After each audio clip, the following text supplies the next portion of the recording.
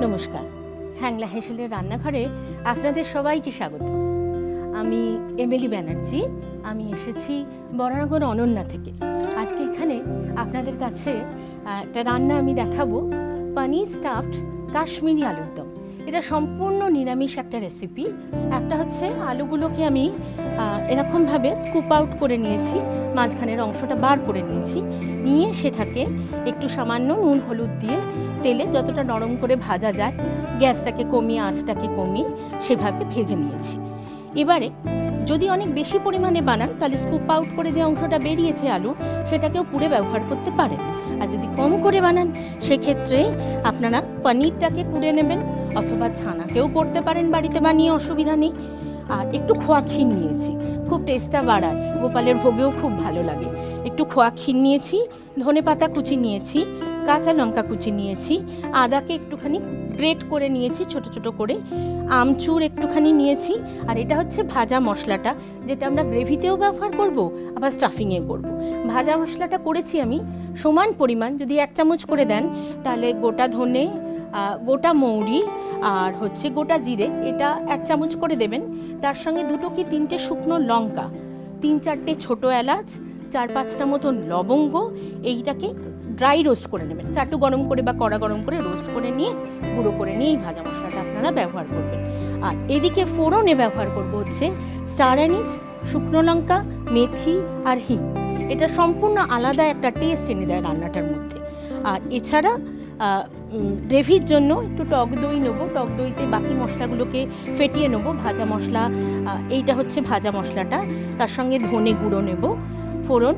আর এখানে স্টাফিংয়ে আমি একটু কাজু কিশমিশ কুচিও করে নিয়েছি, যেটা কিনা স্টাফিংয়ে ব্যবহার করলে ওই আর কি টেস্টটাকে আরেকটু বাড়াবার জন্য সেই চেষ্টা। গ্রেভিটাকে একটু ঘন করবার জন্য কাজু বাদাম বাটা। আর ফোড়নটা যে দেবো সেটা ঘিতে দেবো, তাহলে গন্ধটা ভীষণ ভালো আসবে। তো একটু ঘি নিয়ে এসেছি আর ধনে, আর কিছু নেই, এটুকুনি ইনগ্রেডিয়েন্টস রান্নাটা। চলুন তাহলে এবারে আমরা স্টাফিংটা তৈরি করে নিই। স্টাফিংয়ের জন্য আমি ব্যবহার করব একটু ঘি।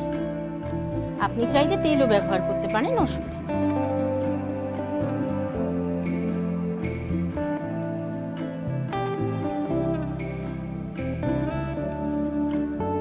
ঘিয়ের মধ্যে সামান্য একটু আদার ব্যবহার করব, কাঁচা লঙ্কার ব্যবহার করব, দিয়ে পুড়ে রাখা যে পনিরটা আছে ওটা দেব।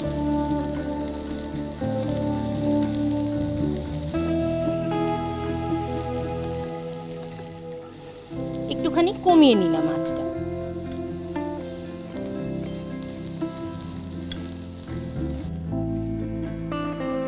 এরপরে আমরা একটু খোয়া ক্ষীরকে কুড়ে রেখেছি যেটা, সেটার একটু ব্যবহার করব।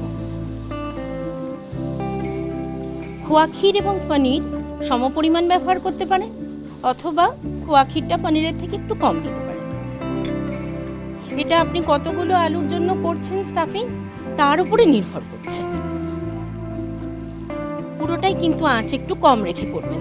এবারে কাজু কিশমিশকে আমি ভিজিয়ে ছোট করে কুচি করে নিচ্ছি, সেটার একটু ব্যবহার করছি। মুখে পড়লে খুব ভালো লাগে খাবার সময়। ভিজিয়ে নিয়েছি, কাজেই এটা নরম আছে। কাজু কিশমিশ যদি আমি যে পরিমাণ ব্যবহার করেছি তাতে 3-4 চামচ টেবিল স্পুন মতন দিলাম। এবার দেব যে ভাজা মশলাটা করেছি, সেই ভাজা মশলাটার 1 চামচ, ছোট চামচের 1 চামচ। আর একটু টক ভাব আসার জন্য আমি দিচ্ছি আমচুর, অন্য কিছুও ব্যবহার করতে পারেন যদি চান। 1/2 চামচ মতন দেবেন আমচুর। একটু কাঁচা লঙ্কা কুচি, ছোট চামচের 1 চামচ। এটা আপনার ঝাল খাওয়ার অনুপাতে। সব শেষে দেব স্বাদ মতো একটু নুন, এইটুকুনি দিলাম আমি। ভালো করে ছড়িয়ে, যদি মনে করেন একটু মিষ্টি ভাব আনতে চান তাহলে সামান্য একটু চিনি ছড়িয়ে দেবেন। হয়ে গেছে, আমি এটা অফ করে দিলাম। সুন্দরভাবে মিশিয়ে নিতে হবে এটা, যাতে প্রত্যেকটা উপকরণ একে অপরের সঙ্গে সমপরিমাণভাবে মিশে। এবার স্টাফিংটা একটু ঠান্ডা করতে হবে।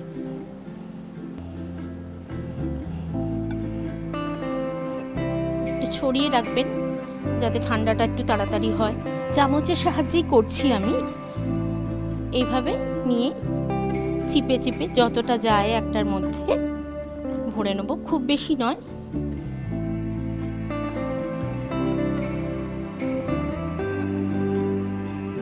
খুব বেশি দিলে আবার বেরিয়ে যাবে যখন আমরা গ্রেভির মধ্যে ভাপাবো। ভাজার সময় একটা জিনিস খেয়াল করবেন, যেন খুব ভাপে রেখে জিনিসটা খুব নরম হয়ে যায়। স্টাফিং কমপ্লিট, খুব বেশি সময় লাগলো না, সামান্য একটু ঘিয়েরই ব্যবহার করলাম, ব্যাস আর দেব না। ফোড়ন হিসাবে আমি ব্যবহার করছি এখানে সামান্য হিং, 10-12টা মতন মেথি দেব, ছোট্ট একটা স্টার অ্যানিসের টুকরো আর 2টো শুকনো লঙ্কা। এইটুকুনি হিং দিলেই যথেষ্ট, ছোট্ট চামচের 1/2 চামচ। শুকনো লঙ্কা সামান্য ফাটিয়ে দিলাম, স্টার অ্যানিসের ছোট্ট একটা টুকরো আর 10-12টা মতন মেথি।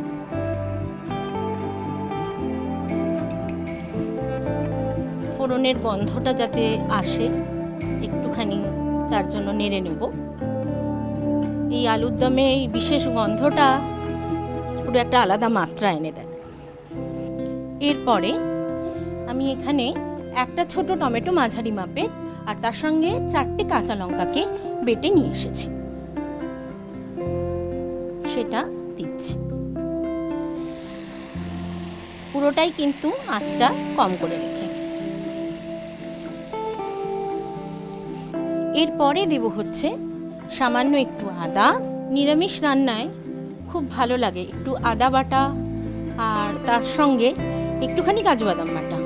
এর বেশি আদা বাটা দেবো না, এই বড় চামচের অর্ধেক চামচ মতন আমি আদা বাটা ব্যবহার করলাম। এরপরে এটা একটুখানি হোক, সেই সময়ের মধ্যে আমি কি করব, এখানে টক দই নিয়ে এসেছি। এতে বড় চামচে 1 চামচ আর একটুখানি টক দই নিলাম।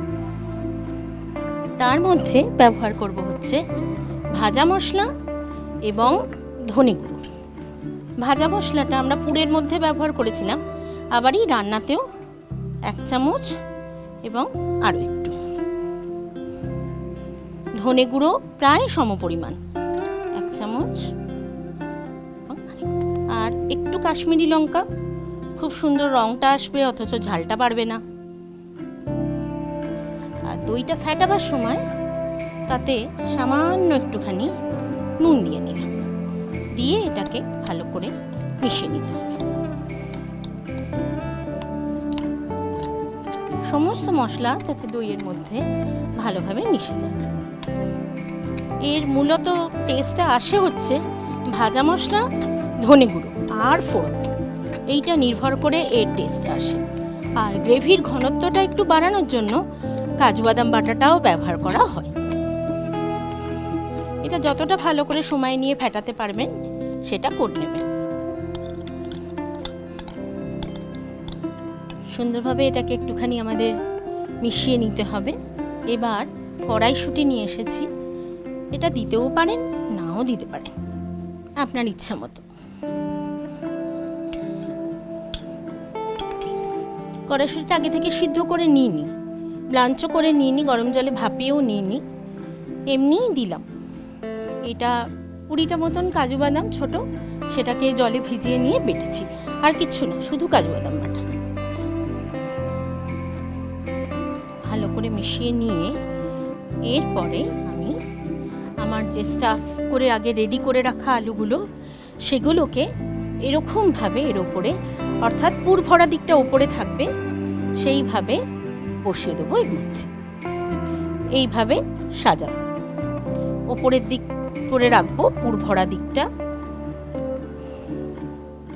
এবারে যেটা করব সেটা হচ্ছে একটুখানি করে এই যে আমার যে গ্রেভিটা তৈরি করছি আমরা সেটাকে দিয়ে দিয়ে এর ওপরে এভাবে ঘিরে দেবো।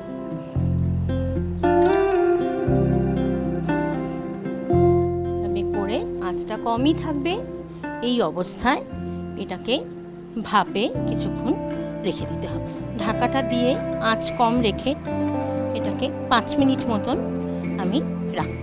ফিরে এলাম 5 মিনিট পর। আমরা দেখি কতটা হয়েছে এটা।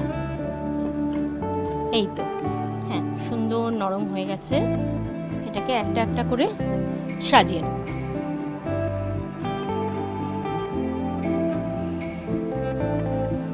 দেখুন স্টাফিংগুলো বেরোয়নি, কোনো অসুবিধা হয়নি।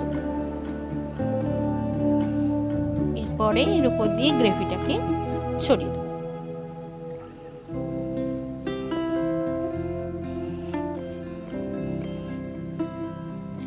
একটুখানি ধনেপাতা কুচি করে রেখেছি। এই রান্নাটায় কসুরি মেথির ব্যবহার করি না, কারণ হচ্ছে যে এর ফোড়নের যে নিজস্ব গন্ধ এবং ভাজা মশলার যে গন্ধ সেটা নষ্ট হয়ে যায় যদি আমরা কসুরি মেথির ব্যবহার করি, তাই জন্য করি না। ধনেপাতা কুচি দিলাম, ইচ্ছা হলে যদি একটু কাজু কিশমিশ থেকে যায় সেটাও একটু ছড়িয়ে দিতে পারেন।